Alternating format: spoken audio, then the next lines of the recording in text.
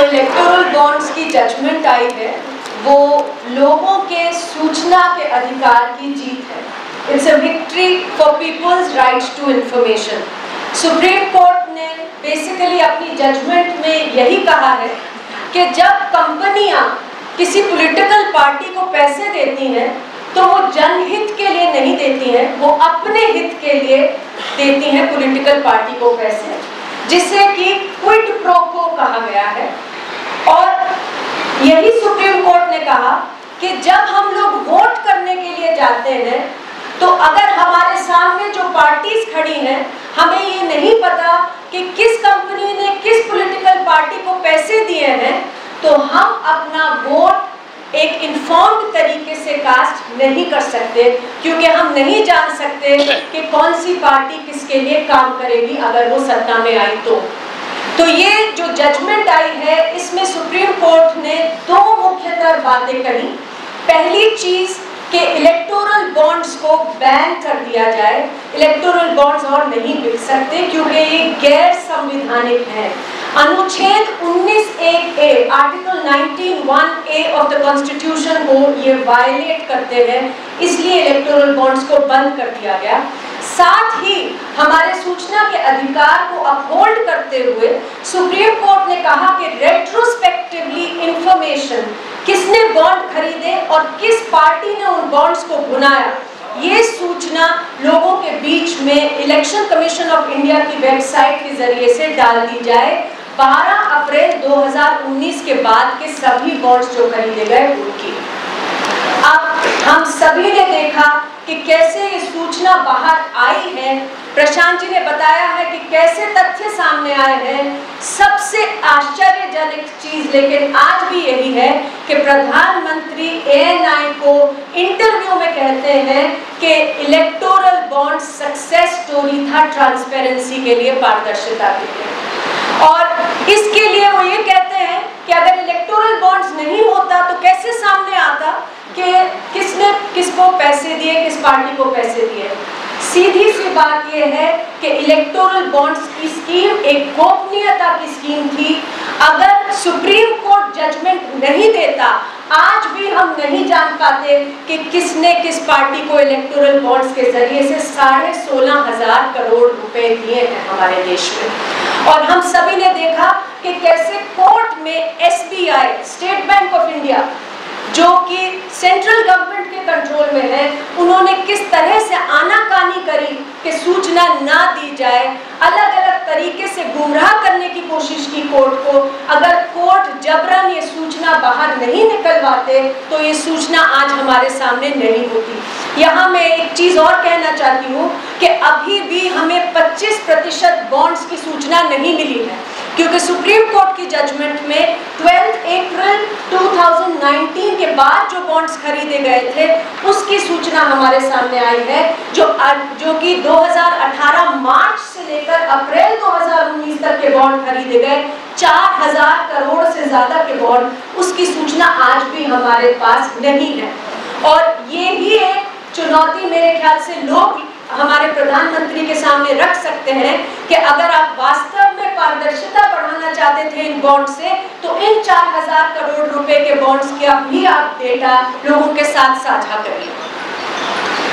जैसा प्रशांत ने बताया, ये जो पूरा स्कैम है इलेक्टोरल बॉन्ड्स का जो आज सामने आया है, ये हमारे देश में होने वाले भ्रष्टाचार के स्कैम्स में शायद सबसे बड़ा स्कैम है।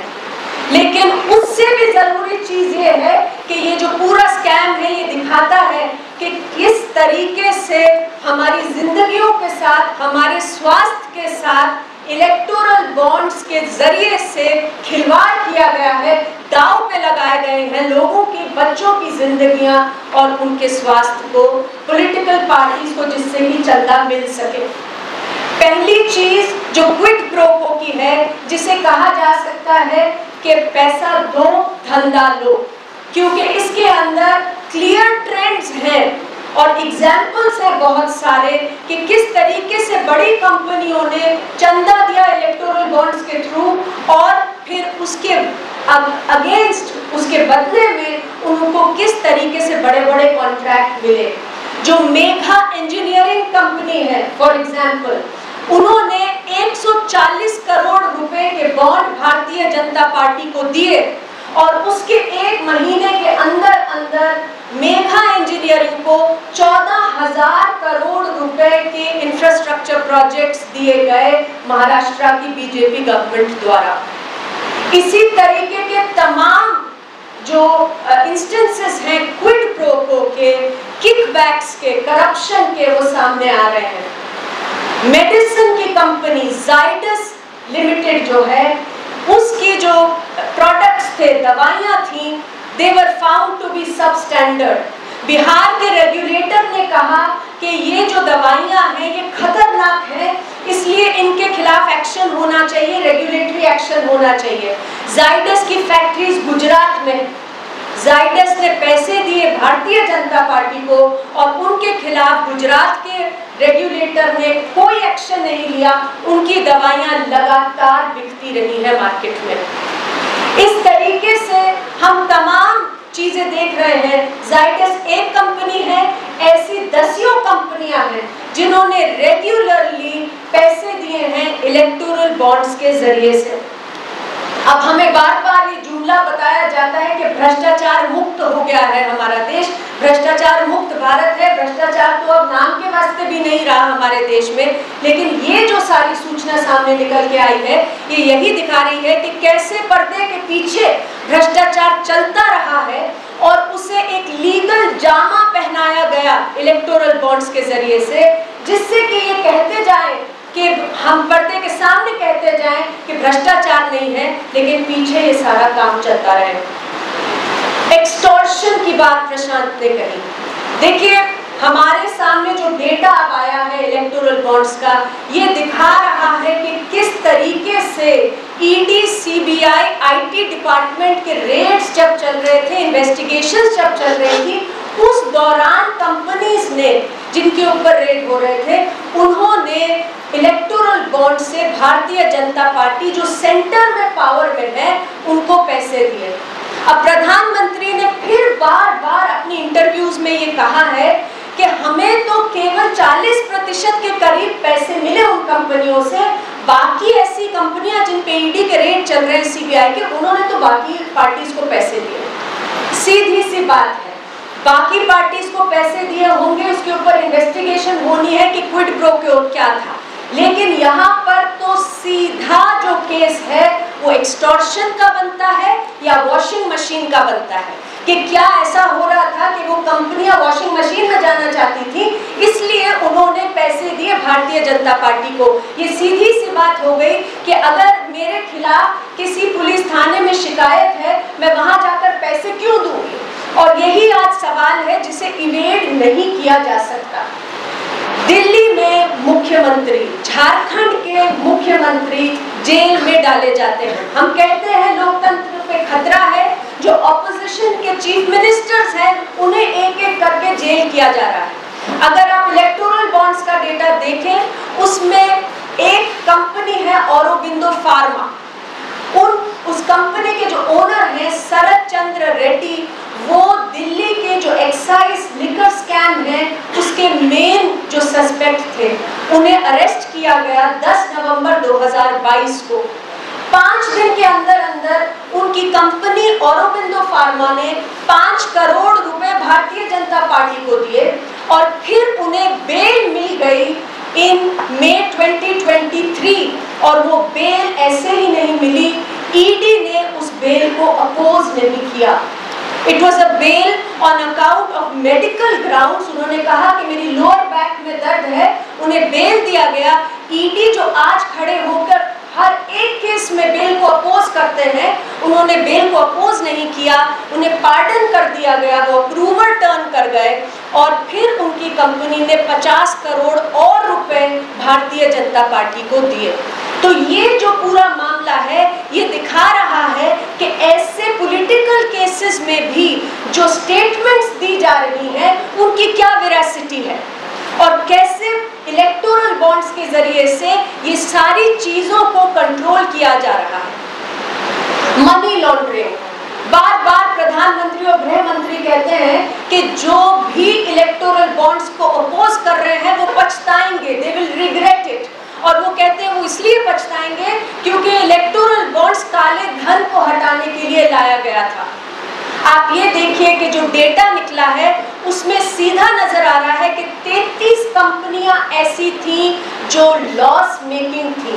उनके जो लॉसेस थे 7 साल के एग्रीगेट नेट लॉसेस कुछ कम नहीं थे, 1 लाख करोड़ के लॉसेस थे उन 33 कंपनी के। Those companies have donated electoral bonds, 575 crore के इलेक्टोरल बॉन्ड उन्होंने डोनेट किए हैं, जिसमें से 75% बीजेपी को गई। अब ये जो लॉस मेकिंग कंपनीज हैं, इनके पास इतना पैसा कहां से आ रहा है? बड़ा सवाल ये उठता है कि क्या ये फ्रंट्स के जैसे एक्ट कर रही थी कंपनियां, या ये अपने प्रॉफिट लॉसेस को फज कर रही थी, all of which could potentially be money laundering. तो ये मनी लॉन्ड्रिंग, काला धन जो हटाने की बार बार बात करते हैं, आरबीआई ने, ईसीआई ने कहा था कि जब इलेक्टोरल बॉन्ड्स आने वाले थे ये स्कीम मत लाइए, इससे तो काला धन बढ़ जाएगा। उसके बावजूद ये स्कीम लाई गई और आज जब ये डेटा सामने आया है इसमें नजर आ रहा है कि किस तरह से इलेक्टोरल बॉन्ड्स का इस्तेमाल पोटेंशियली मनी लॉन्ड्रिंग के लिए लगातार हो रहा था। रेगुलेटरी इनएक्शन के भी केसेस इसमें हैं। कंपनीज एक्ट कहता है कि कोई कंपनी अगर 3 साल पहले सेटअप ना हुई हो तो वो पैसे नहीं दे सकती किसी पॉलिटिकल पार्टी को। 20 ऐसी कंपनियां इधर हैं जिन्होंने 100 करोड़ से ज्यादा इलेक्टोरल बॉन्ड्स दिए हैं, जो 2 महीने पहले सेटअप हुई, 4 महीने पहले सेटअप हुई, 3 साल से कम अवधि तक वो सेटअप हुई।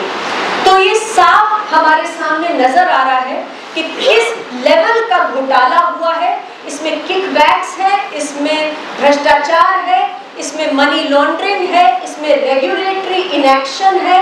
और इन्हीं सब चीज़ों को लेकर ये जो पिटिशन है इसे फाइल किया गया है सुप्रीम कोर्ट में। कॉमन कॉज और CPIL, centre for public interest litigation द्वारा प्रशांत भूषण जी लेकर गए हैं इसे सुप्रीम कोर्ट में।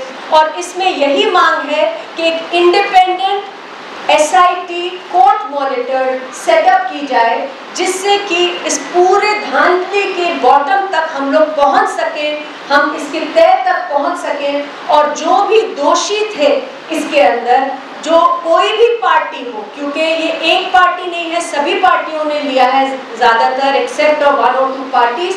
तो जो भी पार्टी है अगर गलत पाया जाए, इसमें यही लिखा है कि उनके खिलाफ एक्शन हो।